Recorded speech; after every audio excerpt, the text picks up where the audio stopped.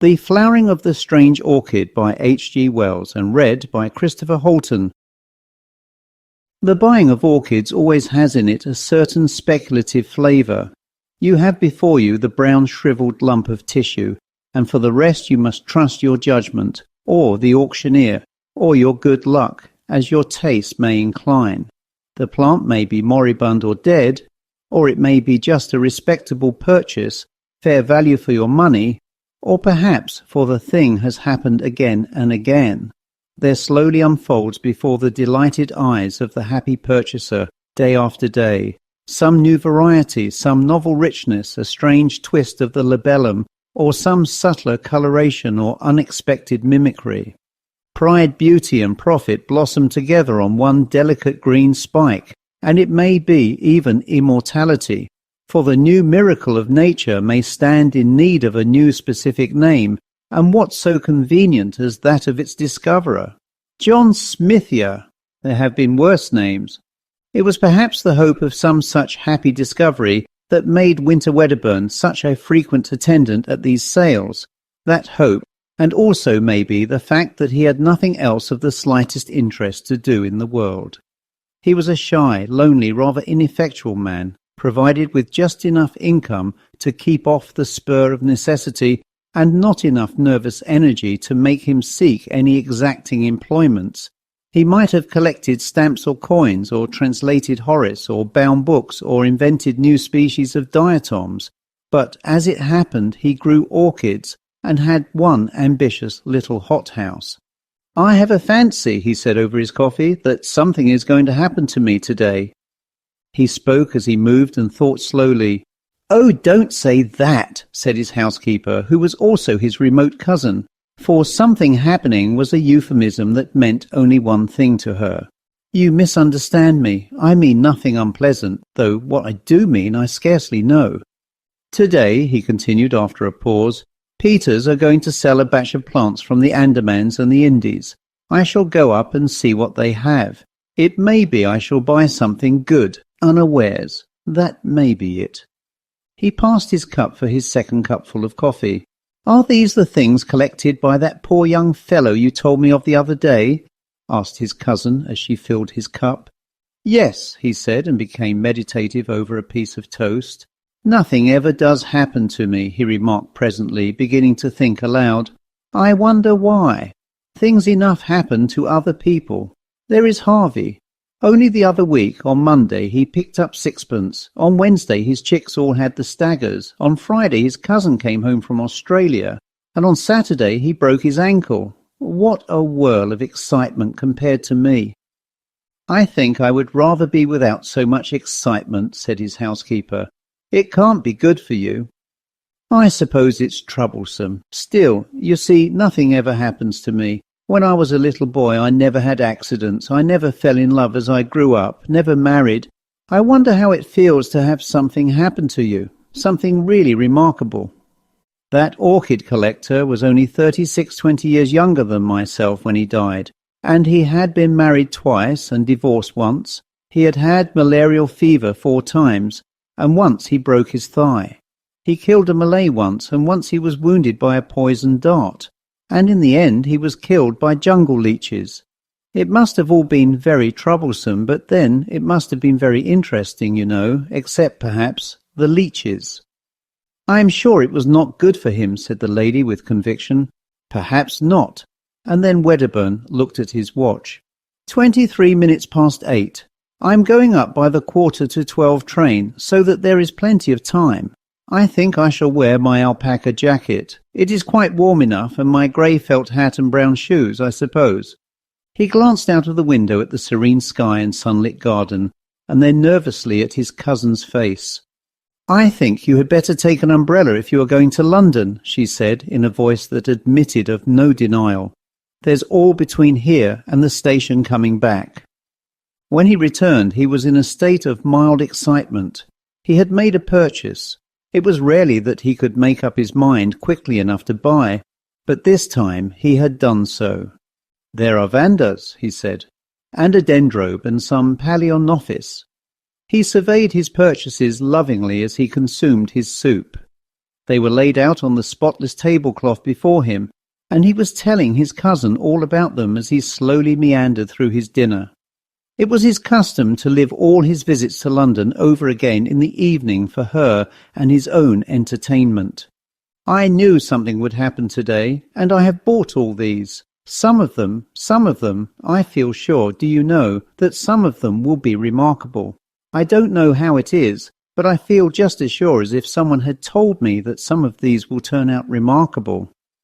That one, he pointed to a shriveled rhizome, was not identified. It may be a Palaeonophis, or it may not. It may be a new species, or even a new genus, and it was the last that poor Batten ever collected. "I don't like the look of it," said his housekeeper. "It's such an ugly shape. To me it scarcely seems to have a shape." "I don't like those things that stick out," said his housekeeper. "It shall be put away in a pot tomorrow." "It looks," said the housekeeper, "like a spider shamming dead." Wedderburn smiled and surveyed the root with his head on one side. "It is certainly not a pretty lump of stuff, but you can never judge of these things from their dry appearance. It may turn out to be a very beautiful orchid indeed. How busy I shall be tomorrow. I must see tonight just exactly what to do with these things, and tomorrow I shall set to work." They found poor Batten lying dead or dying in a mangrove swamp. "I forget which," he began again presently, "with one of these very orchids crushed up under his body. He had been unwell for some days with some kind of native fever, and I suppose he fainted. These mangrove swamps are very unwholesome. Every drop of blood, they say, was taken out of him by the jungle leeches. It may be that very plant that cost him his life to obtain. I think none the better of it for that." "Men must work though women may weep," said Wedderburn with profound gravity. "Fancy dying away from every comfort in a nasty swamp. Fancy being ill of fever with nothing to take but chlorodyne and quinine. If men were left to themselves, they would live on chlorodyne and quinine, and no one round you but horrible natives. They say the Andaman Islanders are most disgusting wretches, and anyhow they can scarcely make good nurses, not having the necessary training, and just for people in England to have orchids. I don't suppose it was comfortable, but some men seem to enjoy that kind of thing," said Wedderburn. Anyhow, the natives of his party were sufficiently civilized to take care of all his collection, until his colleague, who was an ornithologist, came back again from the interior, though they could not tell the species of the orchid and had let it wither. And it makes these things more interesting. It makes them disgusting. I should be afraid of some of the malaria clinging to them. And just think, there has been a dead body lying across that ugly thing. I never thought of that before. There, I declare I cannot eat another mouthful of dinner. I will take them off the table if you like and put them in the window seat. I can see them just as well there." The next few days he was indeed singularly busy in his steamy little hothouse, fussing about with charcoal, lumps of teak, moss, and all the other mysteries of the orchid cultivator. He considered he was having a wonderfully eventful time. In the evening he would talk about these new orchids to his friends, and over again he reverted to his expectation of something strange. Several of the vandas and the dendrobium died under his care, but presently the strange orchid began to show signs of life.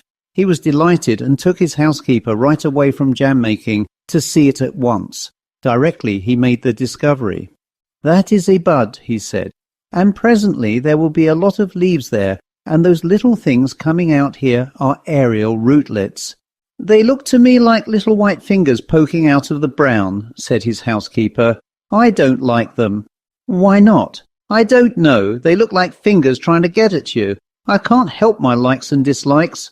I don't know for certain, but I don't think there are any orchids I know that have aerial rootlets quite like that. It may be my fancy, of course. You see they are a little flattened at the ends." "I don't like 'em," said his housekeeper, suddenly shivering and turning away. "I know it's very silly of me, and I'm very sorry, particularly as you like the thing so much, but I can't help thinking of that corpse. But it may not be that particular plant. That was merely a guess of mine." His housekeeper shrugged her shoulders. "Anyhow, I don't like it," she said. Wedderburn felt a little hurt at her dislike to the plant, but that did not prevent his talking to her about orchids generally, and this orchid in particular whenever he felt inclined. "There are such queer things about orchids," he said one day, "such possibilities of surprises. You know, Darwin studied their fertilization and showed that the whole structure of an ordinary orchid flower was contrived in order that moths might carry the pollen from plant to plant. Well, it seems that there are lots of orchids known the flower of which cannot possibly be used for fertilization in that way. Some of these cypripediums, for instance, there are no insects known that can possibly fertilize them, and some of them have never been found with seed. But how do they form new plants? By runners and tubers and that kind of outgrowth. That is easily explained. The puzzle is, what are the flowers for? Very likely, he added, my orchid may be something extraordinary in that way.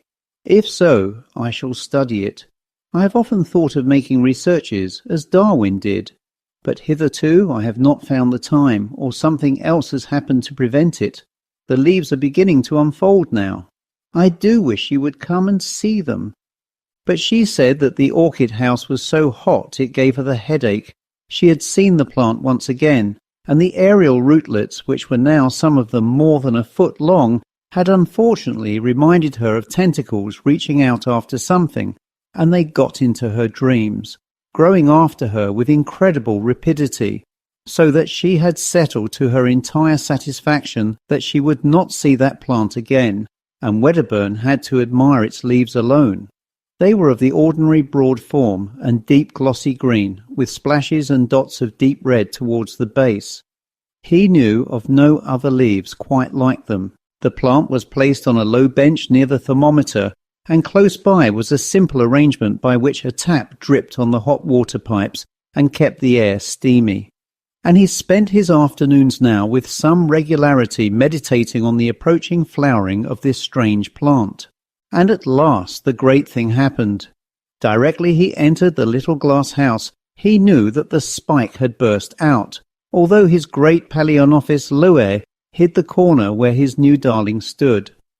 There was a new odour in the air, a rich, intensely sweet scent that overpowered every other in that crowded, steaming little greenhouse.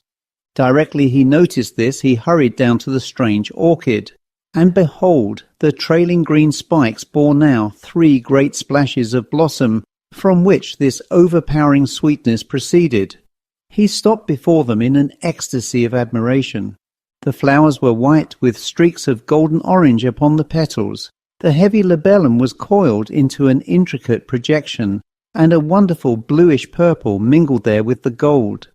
He could see at once that the genus was altogether a new one. And the insufferable scent! How hot the place was! The blossoms swam before his eyes. He would see if the temperature was right. He made a step towards the thermometer. Suddenly everything appeared unsteady. The bricks on the floor were dancing up and down. Then the white blossoms, the green leaves behind them, the whole greenhouse seemed to sweep sideways, and then in a curve upward. At 4:30 his cousin made the tea according to their invariable custom. But Wedderburn did not come in for his tea. He is worshipping that horrid orchid, she told herself, and waited 10 minutes. His watch must have stopped. I will go and call him. She went straight to the hothouse and opening the door called his name. There was no reply.